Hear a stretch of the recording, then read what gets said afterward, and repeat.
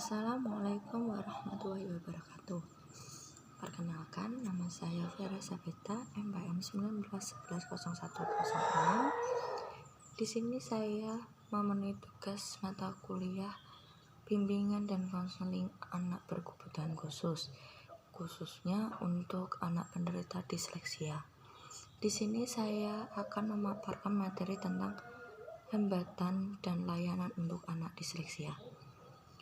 Hambatan disleksia secara umum dapat dikatakan bahwa anak disleksia terhambat dalam perkembangan bahasa, koordinasi yang lemah, gerakan penggelangan tangan tidak sinkron, hasil penulisan yang lemah, lambat menulis, ejaan yang lemah, hambatan dalam membedakan antara pandangan dan pendengaran.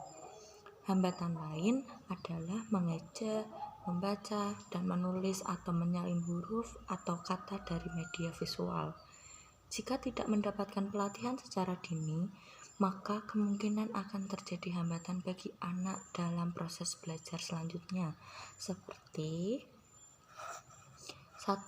Hambatan membaca akan menyebabkan anak tidak bisa belajar secara sendirian, sehingga anak akan merasa rendah diri dan tidak percaya diri.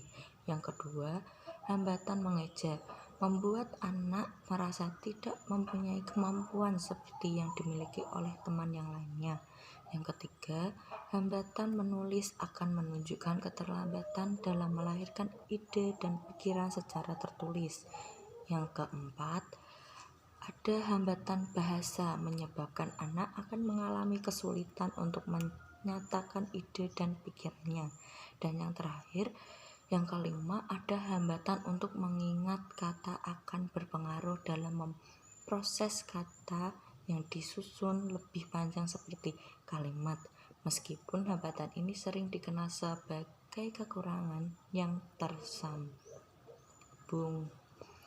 Yang selanjutnya ada layanan untuk anak disleksia. Penderita disleksia sebagai salah satu jenis anak berkebutuhan khusus memasukkan anak disleksia ke dalam sekolah inklusif adalah langkah yang tepat.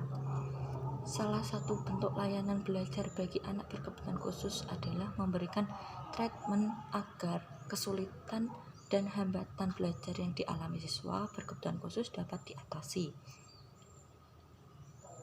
Harapannya adalah melalui layanan belajar yang tepat, siswa yang berkebutuhan khusus dapat mengembangkan secara optimal potensi yang ada pada dirinya dan mendapatkan layanan khusus yang secara optimal potensi yang ada pada dirinya dan mendapatkan layanan belajar khusus yang berbeda dengan siswa pada umumnya.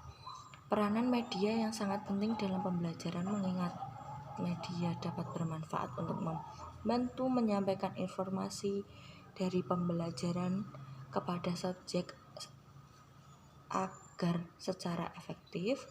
Penggunaan media dapat dalam pembelajaran disesuaikan dengan situasi dan kondisi masing-masing lingkungan belajar. Media pembelajaran yang sesuai dengan karakteristik anak adalah media gambar. Terdapat banyak penelitian yang mengkaji tentang anak disleksia. Salah satunya adalah penelitian yang mengkaji menggunakan stimulus visual dalam meningkatkan kemampuan membaca penderita disleksia. Penelitian tersebut menghasilkan kesimpulan bahwa terdapat perbedaan kemampuan membaca sebelum dan sesudah stimulus visual. Hal ini karena media visual dapat bermanfaat dalam memperlancar pemahaman serta memperkuat ingatan. Selanjutnya, selain itu, melalui media visual, minat belajar menjadi meningkat dan menghubungkan secara nyata antara materi belajar dengan kehidupan nyata sehingga pembelajaran lebih kontekstual. Penelitian selanjutnya mengkaji tentang penggunaan animasi pembelajaran anak disleksia. Penelitian ini meningkatkan kemampuan agar anak tersebut bisa membaca atau memahami materi yang diberikan. Melalui penelitian tersebut dapat diketahui bahwa ternyata ada pengaruh antara pengguna